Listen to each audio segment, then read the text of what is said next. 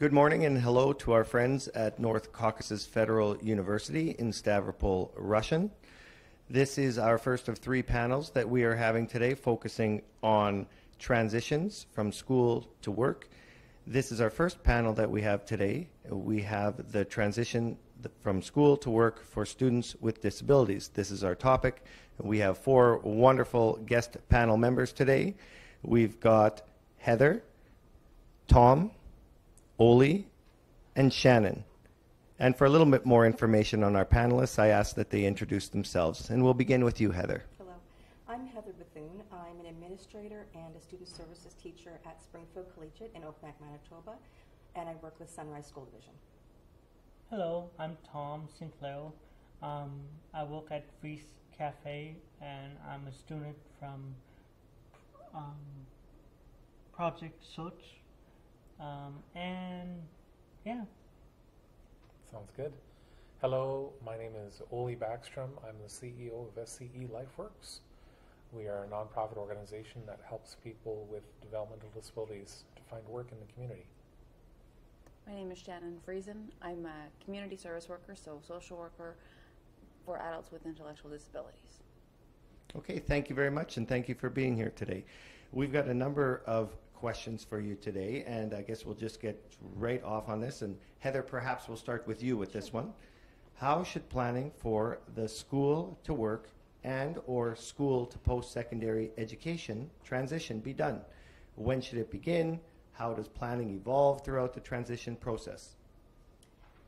Okay, when I would probably state very deliberately, our planning begins in grade 9. We use a document called Bridging to Adulthood, and in it there's a role in timelines. So we use that very deliberately through 9 to grade 12 plus.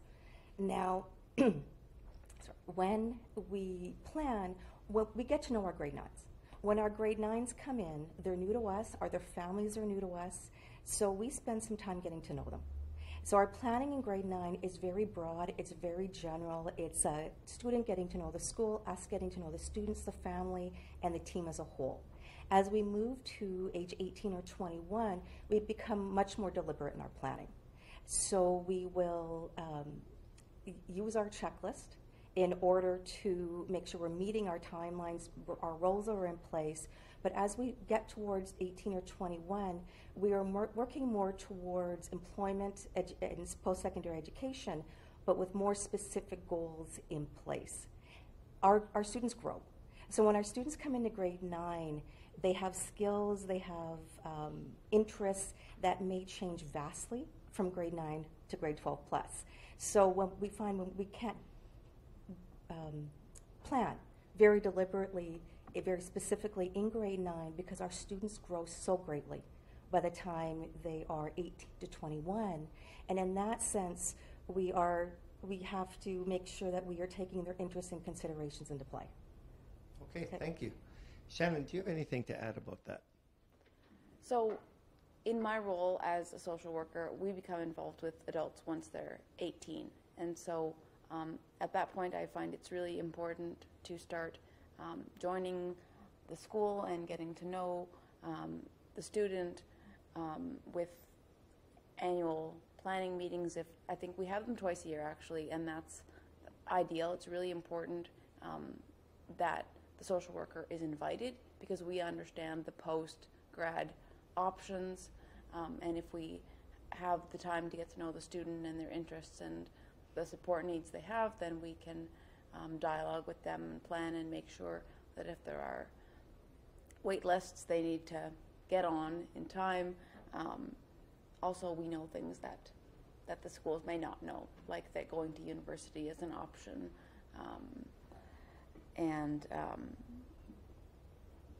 So yeah, I think also one thing that occasionally gets overlooked, I've shown up at school planning meetings and the student's not there.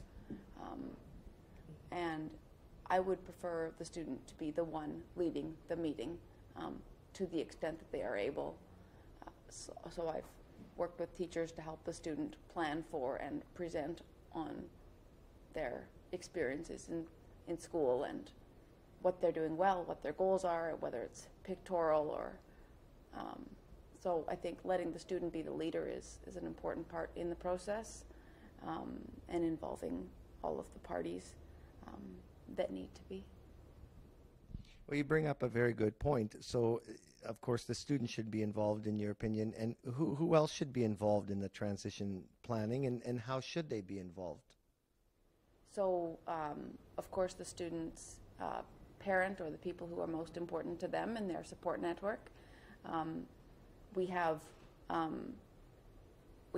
employment support options like Oli's program.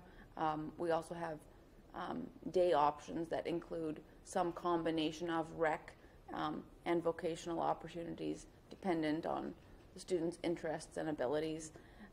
And so, again, the social worker understands those programs and which ones would be a good fit for the student. And so we suggest that the student and the parent go and see some programs.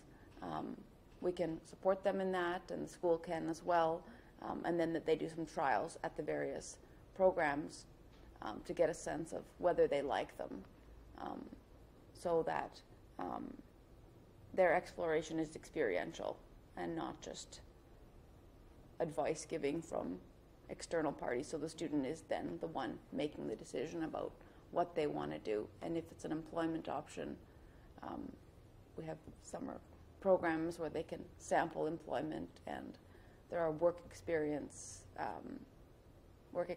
that school can help them set up, so they really get an experiential sense of what their post-grad options could be.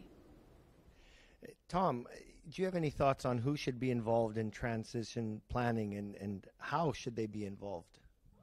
I always thought, I agree with her, the student should be kind of leading the charge. And when I was going through it, I had a lot of responsibility on my shoulders to figure out what I wanted in life. And parents, teachers, and the school board should be very involved and should be very active with the student. Thank you. Heather, do you have any thoughts on that? I think Tom's right also. When I worked with Tom through high school, he became very involved as of grade 9, because it was very important for Tom to also understand the transition process as we went, and also families. It's a big change. So bringing the right people involved at the right time and making those invitations to meetings is incredibly important, and relying on others too, like Shannon, where she may say, well, I would love to invite this person to a meeting. I think that would be a valuable person to have. And being very open to our team has to be flexible and change, and we have to be more than willing to have the correct and the appropriate people at the table at the appropriate time, and to facilitate that meeting in a way that's structured, but taking the students and the young adults' viewpoint and ideas and interests into mind, because we're planning with the end in mind, but we're also planning with the student as the center of that planning unit. Perfect. So, Oli, I'm going to ask you a question. Should we be training students with disabilities for specific job opportunities or pursuing their interests and dreams? What are your thoughts on that? That's a great question. I think that we should, first of all, I think it needs to be focused, or we need to be focused on the students' interests and their dreams. We need to be tuned into what that student is interested in and what drives that person. My point of reference is we've worked with a program called Project Search, where high school students like Tom, and Tom was a Project Search student, are embedded in what would have been their last year of school, embedded within a large business with a teacher and skills trainers, rotating through 3 different work experiences or internships.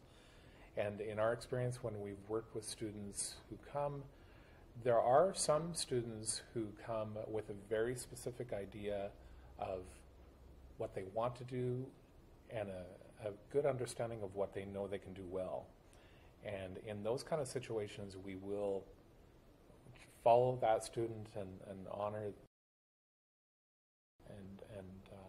set up work experiences or internships that dovetail with that. But more often than not, we are working with high school students who don't really know what they want to do, and maybe don't have a lot of experience, a poverty of experience in terms of real work experience. And so then we get into more of a discovery phase where we will help that student try a few different things so that student can get a sense of, you know, what they can do well and what they like to do, and what they maybe originally thought they really liked, and wow, now that I've had a chance to try it, I don't like that as much as I thought I would. So that happens too. So, and that can help us, you know, and help that student determine the way forward as they leave school and get into the world of a job seeker and employment. Shannon, what are your thoughts on that? Should we be training students with disabilities for specific job opportunities, or pursuing their interests and dreams? Absolutely. I think it's really important to start with the students' passions and interests, and to work at job creation and exploration from there. Like we would for anyone, we would start with, you know, you consider factors beyond just what your passions and dreams are, but you factor those in.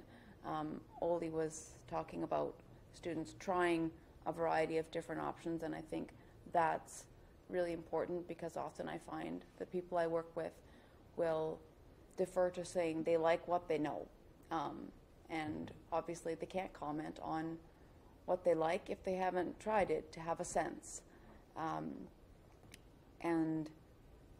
Sometimes I think when people want to give adults with disabilities choice, they give them these open-minded or open-ended questions of what do you want to do, but that's not supported choice. They need experiences, and if you are letting someone, if you want to have someone have their dreams and their goals lead the process, you also want to build relationships in the community. And so work experiences that could lead to skill development and relationships in the community are really advantageous, because I think one of the big barriers to employment is the receptivity and the mindset of the employers. And so if we build relationships in the community through work experiences, then maybe we can help open their minds to hiring afterwards. I find sometimes there's a bunch of work experiences that are just work experience, and they're good, because there are people in the school division that have like a list of places that are open to taking students for work experiences, and that's good. But maybe sometimes going outside of that to explore places that students are really passionate about doing a work experience in, or to give them a sense of doing that. I also think that it would be nice if there were some supports for students to develop specific skills with vocational institutes. They would need supports to attend with them, but if we really are pursuing dreams and goals, then, you know, if someone wants to work at culinary arts or woodworking or something, that they should have support to attend one of those institutes, because I know a lot of people who would like those skills, but they don't have support to help them develop those skills. So then that it limits their opportunities post-grad. Thank you very much. You mentioned something about being open-minded. So, Tom, maybe I'll start with you on this question. How do you think that we can achieve an open-minded, non-judgmental, respectful exploration of an individual's dreams? There's many options for students. For, like, if they wanted something to do with cleaning or something, and if they legs don't work or whatever, we they could do many things. Pick up garbage and stuff with a stick, and there's you can explore different options for different disabilities. Everyone has a job somehow, and they can be helpful somehow. And you don't need to, if you try something and it doesn't work, let's try something new. Let's always figure something out that works for them, not judge them. Now, Tom, you're an assistant chef at quite a renowned restaurant here in Yes. Winnipeg. And so how did you, who gave you support and was open-minded in exploring this option that you eventually becoming this assistant chef? The teachers at Project Search, the Tamal is one of them who helped me to get my food handler license, and my parents supported me, and the school board supported me, and my friends and family and my boss has supported me the whole way. How did you discover your passion for cooking and food? And I always like my mom always made me cook at home, and I sort of got used to it, and I thought it's fun, and I like trying new flavors and playing around with recipes and make people bellies happy. well, I know you do, because I've had your bison burger, and it certainly made my belly happy. Heather, if I can ask you, how do you think that you achieve an open-minded, non-judgmental, respectful exploration of individuals' dreams so that we can find students' passions, or they find their own passions, and they can turn that into a really fulfilling career? I'm going to echo what Shannon said in terms of relationships. We have numerous community partners, but we also have a very solid relationship where we can sit down and we can plan, we can explore with our students. So our employers are able to come and ask us questions. We're able to provide support. We have a very open relationship. And when we have a very open relationship with our employers, we find that our students are more successful. So as opposed to some of our students have gone out and applied for jobs, and then we're scrambling and backtracking to make some of those relationships. When they're in high school, we try to help them form those relationships. And we find when our employers are more comfortable, and more comfortable asking us questions and exploring maybe some perceptions they have of what that work placement would look like for someone with an exceptionality, and the comfort level is there, we find that we break down barriers, and the comfort level and the openness, it evolves. So we've approached some employers where that comfort level wasn't there, but we built that comfort level. And for others, it was just at the beginning, we were just so open-minded that we just flew in terms of that relationships and having our students in that employment situation or that post-secondary situation. Okay, thank you very much. You've all at some point mentioned relationships and the importance of others helping you. Now we're going to get to exploring real-world work options. Shannon, I'm going to begin with you on this one. How do we create opportunities for students with disabilities to explore real-world work options before and after they graduate from high school?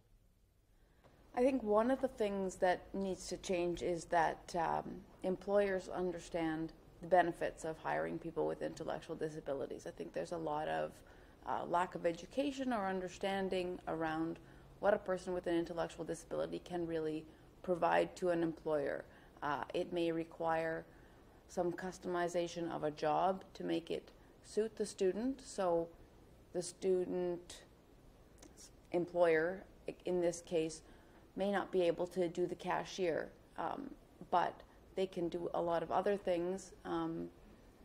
I have seen countless times where the employment of a person with an intellectual disability helps with, like, I mean, there are statistics on this too, helps with permanency of other employees. An employer doesn't have to deal with a lot of job turnover because the person with the intellectual disability is a more stable employee. They will stay at jobs for years, and so you don't have the costs of employee turnover and retraining. And in large part, I mean, you see Tom, he's a very positive, articulate man. People appreciate their work. They show up on time, they're reliable, and I think sometimes employers don't notice what a great contribution a person with an intellectual disability can really offer to a workplace. And I think that in 10, 15 years, people will look back at the current state and say, oh, why were they not paying people with intellectual disabilities? Why were they all volunteering? They were providing such great contributions. So I think one of the things that really needs to change is the public perception, maybe through some just experiential learning, like, people getting to know Tom and others who are terrific contributions to their workplaces, but maybe some tactful, public campaigns that really talk about the change that needs to occur. Because I think once we have a larger shift in thinking about people with disabilities, that'll play a big part in helping them to achieve employment. Okay, thank you. Oli, how do you think that, can you add on that, how we create opportunities for students with disabilities to explore real-world work options? Well, I'll come back to the example with Project Search. It's a model that we discovered. A large employer, a large hospital in Cincinnati, had realized that they didn't have a workforce that reflected the community they served, and they didn't hire a lot of people with intellectual disabilities or autism, and they wanted to rectify that, and they realized they required a change in work culture and a change in perception of fellow employees in terms of what people were capable of. And so they actually initiated a partnership with their school district in Cincinnati, where they would have high school students fully embedded within the hospital for a series of 3 internships in what would have been their last school year. And they'd be embedded together with a teacher and skills trainers. And so those students were no longer parachuting into temporary work experiences. They were fully immersed in a professional setting, and they had to take on a persona of a professional.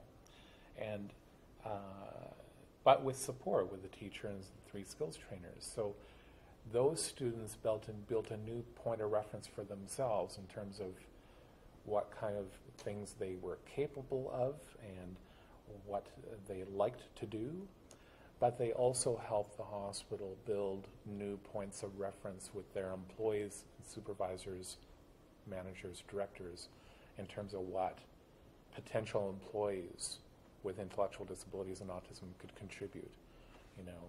Much more complicated tasks than people may have been given people credit for in the past. And as such, that transformed how that hospital recruited employees, especially employees with intellectual disabilities. And so we've adopted that model, and so we have 2 sites within Winnipeg with large organizations that any Manitoban would aspire to work for and think, wow, that would be a great job. There are also organizations that frankly struggle to get their heads around where people with intellectual disabilities might fit within their workplaces. And so we're kind of, the metaphor might not transfer, we're killing 2 birds with 1 stone.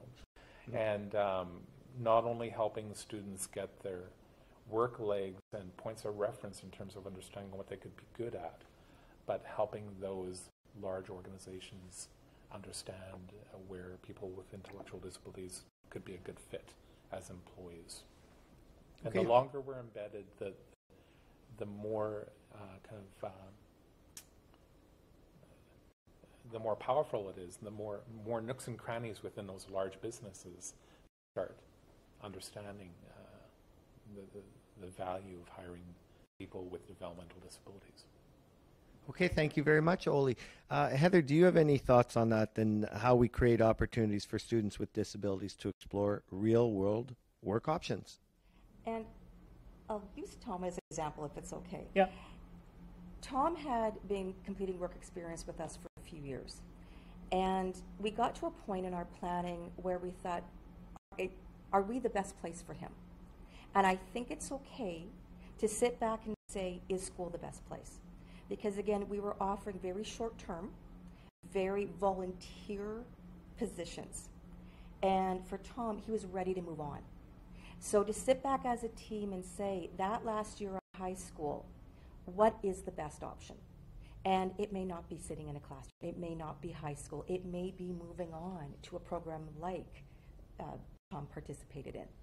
And that, I think that's an important part of planning is with that employment, where is the best place? Who is the best person to support? And we have to head in that direction. And I know our school division was very supportive of that type of transition, because employment looks different depending on where you're getting your support. High school looks different than at what SCE LifeWorks was able to provide, which was at that time way more appropriate for Tom than what was happening within our small community. Okay, thank you. Tom, do you have any thoughts on that? Yes, I do. Like I sort of agree with Heather about being at school. Some students, like for my situation, I felt like I didn't really want to be at school anymore, and I just felt like I'm just being babysat and sort of repeating the same classes and the same knowledge I already know. That's not their fault. The school board was trying something new, and it takes time for people to adjust to new stuff. And I was just sort of the guinea pig for the project for the school board. And yeah, and it worked out great. Yeah. And they look into most students, like my brother and whatever. Yeah. Okay, thank you. Tom, I'm going to ask you. I'll start with Oli with this next question. So what policies, systems, and structures in school divisions? Because it sounds like your school division, Tom, explored some different options, and you were the quote-unquote guinea pig on that one. So what policies, systems, and structures in school divisions support students with disabilities as they seek, begin, and maintain employment? That's a big question. It's a huge question. You know, one thing that happens in Manitoba is students like Tom are kind of compelled to stay in school until they're 21, whether it makes sense for Tom to be there or not, because the adult funding doesn't start until age 21. Okay. And so the school division and the schools and the teachers are working hard to try to make that period of time from age 18 to 21 of value, and to really help Tom and other students, you know, find really get a leg up and ready for the world of work and the world of as an adult. But schools and school divisions, they're not really, they're built around an academic frame more than and so you know, they have to work hard and twist themselves a little bit out of shape to make that a valuable time for those 3 years, in what I see. So in terms of policies, in a way it's beyond the school division. I think it's a larger question around, you know, one policy suggestion I would have, say in Manitoba, would be some students like Tom are ready to leave school sooner than age 21. And as such, the system should flex with students like Tom. So if a young student with an intellectual disability or autism person is ready to leave and enter the world of work at age 18 or 19, or ready for that next step, it's not just a matter of the school division nudging that person out. The next system has to kick in sooner. And so that would be a kind of a broad policy suggestion that I think that it'd be great if the systems could flex with that, where the students are and what makes best sense for the student. Okay, thank you, Oli. Tom, what are your thoughts on that? What kind of policies, systems, and structures, if you were talking to the school division board, what recommendations would you give to support students with disabilities? From my opinion, it needs to start a little earlier in life. Maybe, like Heather, I was the first one kind of guinea pigging everything, and I started in around grade 11, and to me, I prefer maybe grade 10 would kind of work better. So when you just start high school, you'd like yeah, to begin it would with. be nice to just do half school and then do the other half work experience or learning how to do certain jobs like counting money at a cash register or kitchen utensils and know how to use them, and basic life skills they need to use in their lives. So you would like some of these things to have the option or the flexibility for some of this training to begin early, Yes, depending on your skills and passions, and a little bit more hands-on too. and more hands-on. Okay. Well, thank you very much. I've got one final question. Can I just, Yes, please so, Tom, you are so articulate, and you're saying terrific things. I just want to echo what Tom is saying. I think there's often a lot of focus on academics that don't translate to meaningful life experiences or to employment.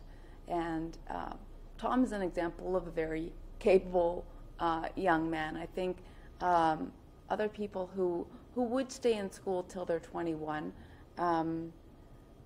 could benefit from some more flexible, to use Oli's word, opportunities to learn and to learn life skills and job skills. And that might, going back to my attending vocational schools, you know, I think if people are going to stay in school until they're 21, that's their education opportunity, and they've got the supports, hopefully, in the school environment to do those things with them. So, yes, a bigger focus on life skills, job skills in the school environment, I think helps to facilitate a good transition. Well, that's an excellent point that you bring up. Shannon, you talk about the flexibility, and I think one thing that you folks seem to be suggesting is that the school can't do it alone, and that partnerships and relationships with employment agencies, coaches, co-workers, all of these things play a big role in beginning those relationships and connections. Tom, it seems to me like that's something that should happen as soon as possible, as early as grade 10. Can I ask then, Tom, what roles, from your experiences, what roles do job coaches, co-workers, your boss, the employers, what role do they play in transitioning individuals with disabilities into the workplace? They do so much for us. The job coaches and stuff help you to understand what you want in life and what you want to do, and they figure out, oh, if this doesn't work, let's try this. There's always a door opening. If a door closes, there's always a new door open. It's always nice to have these supports in place to get me where I am now. in life. I love projects, so it's to me, everyone should do projects, so it's in high school. It should be a class like that. So it's something that it's not just people with students with disabilities, but all students would benefit from this type of partnership and having a job coach. What about the role that, like, your coworkers and your boss, your employers? What role have they played in helping you make this, making your career just, you know, be such a huge success right from the start? We just it's up to the people who you meet at this. It's up to the people they're working with you. Like once in a while, you maybe don't get along with someone, but you walk through it and put your differences to the sides, and somehow you make stuff happen. And yeah. Now, Heather, you work in the schools and in the school system, and so you've got some of these partnerships and relationships Absolutely. with job coaches and employers, and you work as a team in transitioning individuals with disabilities into the workplace. Do you have any thing to add about the roles? When our students come in, grade 9 is kind of that transition year. By the time our students hit grade 10, depending on the student, it's based on their own goals, we have our students in the community volunteering. We take the time to get to know our students so that when we really start working on some of the more employment places, we ourselves know what the student needs. So we're sending the appropriate job coach. Our job coaches have different skills. So we're sending the appropriate person. We're finding the most appropriate employment site. And so those skills are built over the years. But as we're building skills with students, we're building skills with our employers. So what I'm finding over the years, where in some employment places like Tim Hortons, where we had to have a job coach at the beginning, there are sometimes we send our students who are, usually they ask for 16 to 18-year-olds. We may not have to send a job coach because we've worked with the employer so succinctly that they can just take our feedback and run with it. So I think that's really important too, is not only building the skills with the students, but building the skills with our employers. And that's making a difference in terms of the level of independence that our students can have in the workplace by the time they hit 16 to 18. Okay, thank you very much. Oli and Shannon, do you have anything to comment on about the roles of job coaches, coworkers, and employers? I really liked what you said about sending job coaches out, because it's different in school divisions, but I find that oftentimes students go to their work experience placements with their EA. And that's an educational assistant. Yes, sorry. That's an educational assistant. So it's not necessarily a job coach, like someone with job coaching training, that is problematic for a couple of reasons. Oftentimes they're doing too much for the student, and so it's not a meaningful experience for the student or for the employer, because it teaches the employer to learn that people with intellectual disabilities can't do things on their own because they're not, but also the student's not learning anything or feeling empowered in any way. If an EA or someone going out through the school to support a student at a work experience is actually doing coaching, independence building, and building support networks so the student can be independent in the job placement, that entirely transforms the experience. So that's really great that you said there. Yeah, including fading out. Yes, that's your goal, fade out.